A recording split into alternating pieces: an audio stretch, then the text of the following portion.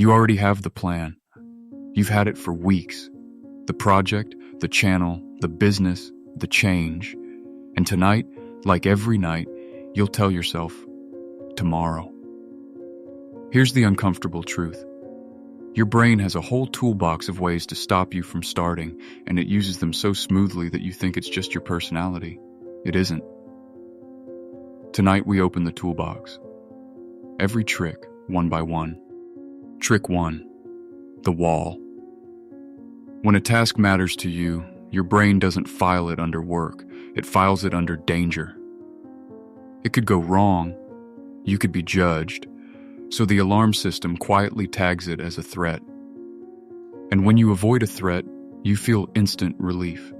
That relief is a reward. So avoidance literally trains itself. Every time you don't start, not starting gets stronger. Trick 2. The perfect conditions. You'll start when things calm down. After the holidays, when you buy the better laptop. On Monday. Your brain sells you waiting as wisdom. But notice, the conditions are never right, and the list of conditions keeps growing. Perfectionism is just avoidance wearing a nice suit. Trick 3. The research loop. One more video, one more article, one more podcast about how other people did it.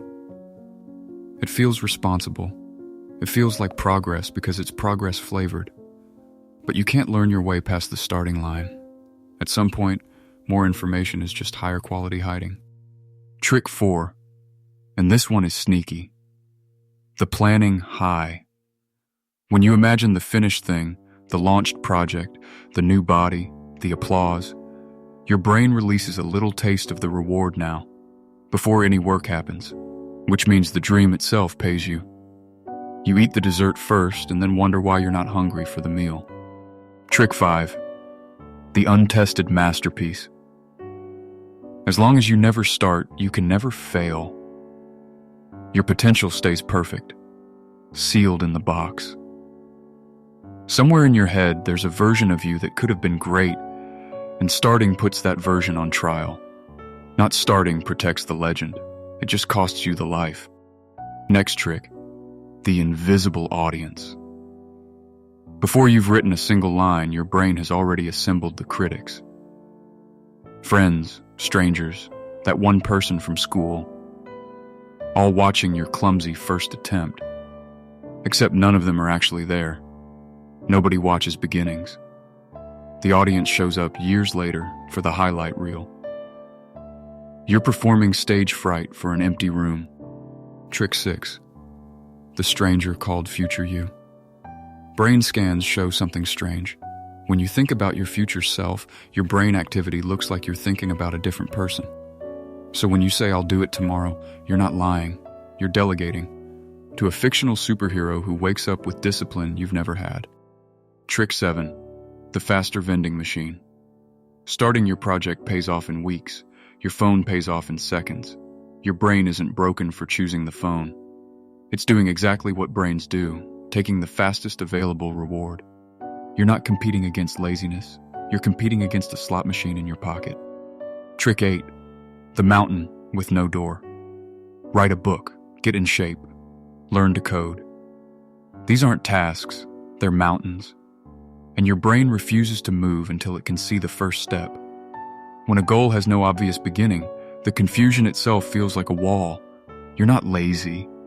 Your task just has no handle to grab. Then there's the all or nothing meter. If you can't do the full 2 hours, why bother with 10 minutes?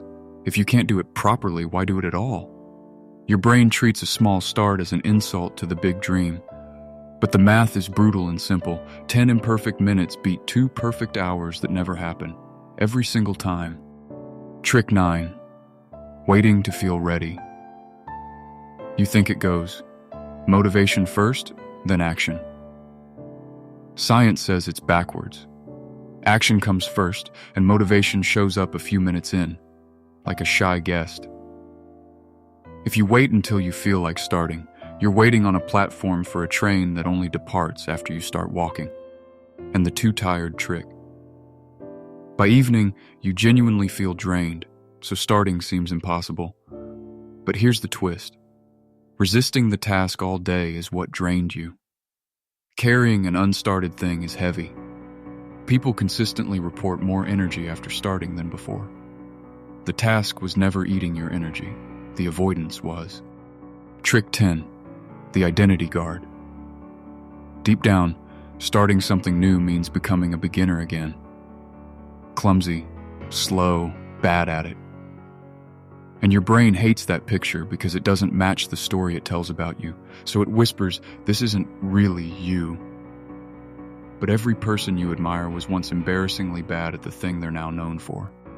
Trick 11. The alibi factory. Suddenly, the apartment needs cleaning at midnight. The inbox needs sorting. Psychologists call it self-handicapping. You quietly build obstacles on purpose, so that if you fail, there's a story. I was busy. I didn't have time. It protects your ego, and it quietly buries your start. One more. The pressure myth. I work best under deadline pressure. No. You work only under deadline pressure because panic is the one force louder than all these tricks. That's not a talent. That's outsourcing your start to fear and paying for it with your sleep, your quality, and 2 days of self-hatred afterwards. Now here's the good news, and it's the only thing you really need tonight. Every trick in that toolbox has the same weakness. They all defend one narrow spot, the first 5 minutes. Your brain doesn't fight the middle of the work. It fights the door. Get through the door, and the whole toolbox goes quiet.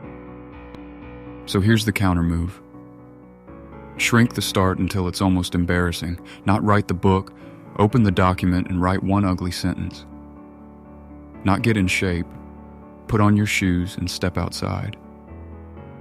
Give it 5 minutes with full permission to stop after. You almost never will. And let day one be bad.